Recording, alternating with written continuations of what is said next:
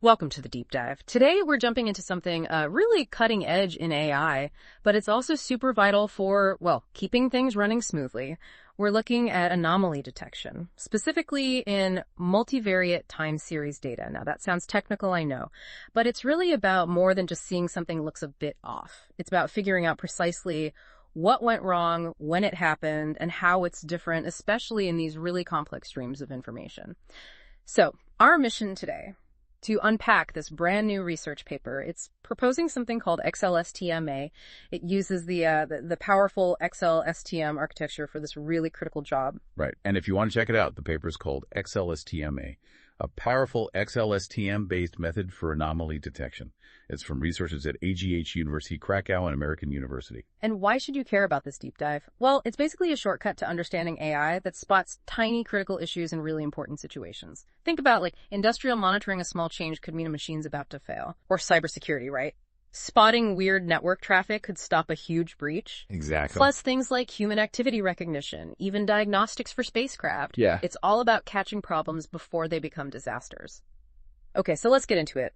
What exactly is anomaly detection in time series data? And, why is it so hard? Yeah, good question.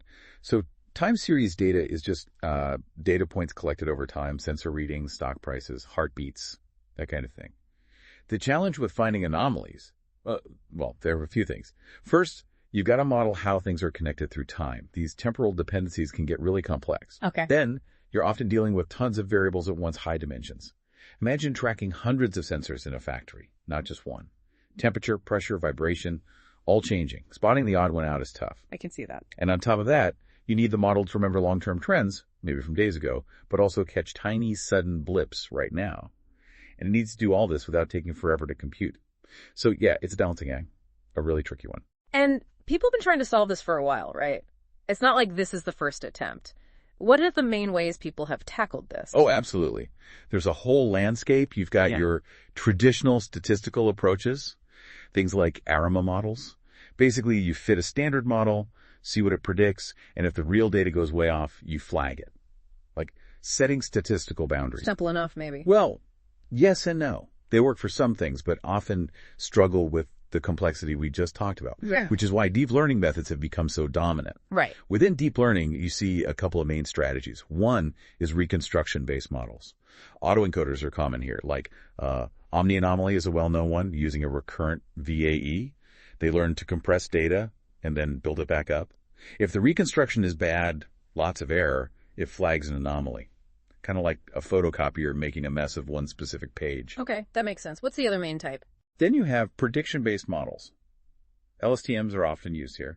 They try to predict the next step in the sequence. If the actual next step is way different from the prediction, boom, anomaly. The forecasting failure, basically. Exactly. And more recently, you've seen transformer and attention-based models jump in, things like anomaly transformer. They look at whole sequences at once to grab those long-range connections. So lots of different tools. For sure. But what's really interesting, maybe even surprising, is what benchmarks like TSB-AD show. Sometimes simpler neural nets like CNNs or even standard LSTMs actually beat these super complex transformers on multivariate anomaly tasks. Ah, really? Why is that? It seems like for this kind of data, how well the model really understands the time patterns, the temporal modeling, can be more important than just raw complexity or looking at the whole sequence globally. Expressiveness over time matters a lot. Okay, so if LSTMs have limits, and maybe transformers aren't always the answer here, that brings us to xLSTM. This paper thinks it's the key, right? What's special about xLSTM? Right. xLSTM is positioned as a successor, a really powerful upgrade to the classic LSTM. It tackles some of the core weaknesses LSTMs always had, especially for time series. There are three big advances. First, exponential gating. Think of standard LSTMs having gates that kind of slowly forget or remember. xLSTM's gates are way sharper, more dynamic. It allows the model to effectively revise its memory based on new information almost instantly. That's huge for catching anomalies that need you to constantly update what you think is normal. So faster memory updates. Faster, more precise weighting, yeah. Second big thing, matrix valued memory, or MLSTM. Standard LSTMs have scalar memory cells, like single numbers. MLSTM uses matrices. It's like going from storing one value to storing the whole table of related values in memory. Whoa. Yeah, it enables much richer connections and storage. Vital when anomalies involve complex interactions across many variables or over spread out time points. And the third thing. Parallelizable design. This is huge for speed. Classic LSTMs are sequential, step-by-step processing. Slows things down. The MLSTM variant of xLSTM gets rid of certain internal connections, making it fully parallelizable. You can process chunks much faster. That makes it practical for large-scale, real-time systems where you need answers now. Okay, that sounds like a serious upgrade. And you mentioned it's already been successful elsewhere before this anomaly paper. Oh yeah, definitely. It's shown really good results in standard time series forecasting, like predicting stock prices. Yeah. It consistently beats LSTM, especially for longer predictions. It's also popped up in things like neural network-based lossless compression. Very different field. Wow. And even computer vision, believe it or not. There's a Vision LSTM, or VIL, showing strong results. And maybe the biggest area is large language models. xLSTM models, like one called xLSTM-7B, are challenging transformers. They have advantages like linear memory use and faster inference, but still get similar results on language tasks compared to models like Llama or Mamba. So it's got serious credentials across the board, but nobody had pointed it directly at time series anomaly detection. Exactly. That was the gap. Despite all this success, nobody had specifically built and tested an xLSTM system just for this task, until this paper. So let's talk about xLSTMAD itself. How did they build it for this specific problem? Right, so xLSTM-AD is the first system using a full xLSTM encoder-decoder setup specifically for multivariate time series anomalies. The encoder basically reads the input sequence, soaking up the historical context and patterns. Okay, and then the decoder does the anomaly spotting. You said there were two ways it does this. Correct. Two variants. First is xLSTMAD-F. The F is for forecasting. Here, the decoder tries to predict the future values, step by step, if the actual future data doesn't match the forecast anomaly. This one's really good at learning the expected flow of things, the dynamics, so it's great for spotting when the context feels wrong or a whole group of signals goes off script together. Makes sense. And the other one? That's xLSTMAD-R for reconstruction. In this version, the decoder tries to rebuild the original input sequence just from the encoded summary it got. Anomalies pop up as high reconstruction error places where the model just can't accurately redraw the input it saw. So one predicts the future, one rebuilds the past, two different angles. Exactly. Gives you options depending on the kind of anomalies you expect. And how do they train it? How does it learn what's normal? You mentioned loss functions. Yeah, the loss function is what guides the training. It measures how wrong the model is. They looked at two main ones. First is the classic mean squared error, or MSE, super common. It just looks at the difference between each predicted point and the actual point, squares it, and averages them out. Very direct, point-by-point comparison. The standard workhorse. Pretty much. But then they also use something more sophisticated for time series, soft dynamic time warping, or SoftDTW. Okay, that sounds complex. What does it do differently? It tackles a key problem with MSE time shifts. Sometimes a pattern might be perfectly normal, just slightly delayed or sped up. MSE would penalize that heavily. Ah, I see. Like two heartbeats that are the same shape but slightly out of sync. Exactly. SoftDTW is designed to handle that. It can sort of warp the time axis to find the best alignment between the prediction and the actual data before measuring the difference. Yeah. It focuses more on the similarity of the overall shape or pattern, even if there's some temporal wiggle room. Really useful for things like ECGs, sensor networks, human motion, where slight timing variations are normal. So it's more flexible about timing. Precisely. It gives a more robust idea of sequence similarity, especially for those subtle anomalies where the timing might be slightly off, but the pattern is definitely weird. So does that mean SoftDTW is always better than MSE for this? Or do they both have uses? Great question. It's not quite that simple. SoftDTW is computationally heavier, for one. And sometimes you do care about precise timing. A sharp, sudden spike is the anomaly, even if the pattern looks similar later. MSE is good at catching those immediate point-specific deviations. So the paper explored both to see how they paired with the forecasting and reconstruction approaches. It's about finding the right tool for the job. Okay, got it.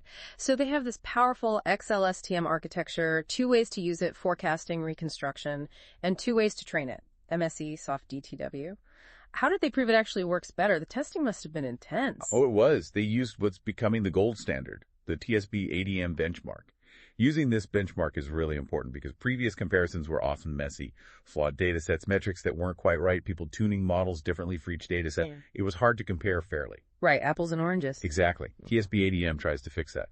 It includes 17 diverse real-world datasets. We're talking industrial control system SWAT, SMD data from spacecraft like SMO and MSL, human activity data, a real cross-section of challenges. Okay, a tough testbed. And what about how they measured success? You mentioned metrics could be tricky. What's this VUSPR thing? Yeah, traditional metrics like F1 score, precision recall, AUC, ROC, they have issues. Often depend on picking a specific threshold, or they only count point anomalies, not ranges. So the paper focuses heavily on VOS volume under the surface. It's a much more robust, parameter-free metric. How does that work? Volume under what surface? Think of it like extending AUC, but instead of just varying the decision threshold, it also varies the time window used to evaluate detection. It gives a single score that reflects performance across many different evaluation settings. This is crucial because some models only look good with a specific window size. VUS avoids that bias. They mainly report VUSPR based on precision recall curves and VUS ROC. So it's a more comprehensive, less gameable score. That's the idea. And they also stuck to strict reproducibility rules, like using the same set of hyperparameters for xLSTME across all 17 datasets. Wow, okay. No special tuning for each one. Nope. Makes the results much more convincing about the model's general robustness. All right, the moment of truth then. After all this careful setup and rigorous testing, did xLSTMAD deliver? Did it beat the competition? Yes, big time. The results are really impressive. xLSTMAD, in its various forms, consistently outperformed 23 other well-known anomaly detection methods across the entire benchmark. Consistently, across all 17 datasets. Overall, yes. When you look at the aggregate scores, specifically xLSTMAD-R, the reconstruction one using MSE loss, they got the top score on that tough VUSPR metric. It scored 0.37. And how good is 0.37? Well, the previous state-of-the-art, things like standard CNNs, Omni Anomaly, LSTMD, they were closer to around 0.31. So 0.37 is nearly a 20% improvement. Wow. And compared to just randomly guessing, which scores about 0.1s on VUSPR, it's 370% better. So a huge leap. Okay, that's significant. What about the other xLSTMAD versions? The forecasting version, xLSTMAD-F, also using MSE loss, actually scored highest on most of the other metrics. AUC-PR, 0.35, AUC-ROC, 0.74, VUS-ROC, 0.77. So both the reconstruction and forecasting approaches proved very strong, just slightly excelling on different evaluation aspects. It's worth noting, while older methods like CNN and LSTMAD were sometimes competitive on simpler F1 scores for individual datasets, they just couldn't match xLSTMAD's overall performance, especially on VUS metrics that capture the anomaly structure better. And drilling down into specific datasets, did it dominate everywhere? Pretty much. xLSTMAD models generally outperform the LSTM and CNN baselines on most individual datasets for both VUSPR and VUS-ROC. Like on an industrial set called xLON, xLSTMAD-R with SoftDTW got a VUSPR of 0.91 and VUS-ROC of 0.95, almost perfect. Incredible. On a physiological set, DAFNet xLSTMAD-R with MSE hit 0.50 VUSPR. Compare that to LSTM at 0.31 or CNN at just 0.21. Big difference. Yeah, huge jump. Now, there were edge cases. On one called Genesis, all models struggled because the anomalies were just tiny blips. xLSTM didn't magically solve that. Fair enough. But on another set, TAO, the anomalies were apparently super obvious, and all the xLSTMAD variants got perfect or near-perfect scores, like 1.00 VUS-ROC. But the main story is clear.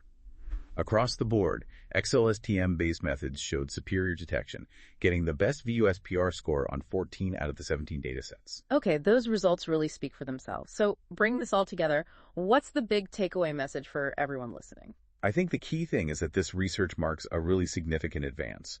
It's the first concrete proof showing how powerful xLSTM's modeling capabilities are when you apply them specifically to this tough anomaly detection problem. It really opens the door for a new generation of more robust and accurate anomaly detectors. It shows that taking these powerful general architectures like xLSTM and carefully adapting them to specific hard problems can yield major breakthroughs. It's not just a small step up. It feels like a leap in capability. A real leap forward. Well, thank you for walking us through that. That was a fantastic deep dive into xLSTMAD. Absolutely. And it leaves you thinking, doesn't it? This raises an important question. We know how vital this is, keeping factories running, networks secure, monitoring health, space missions.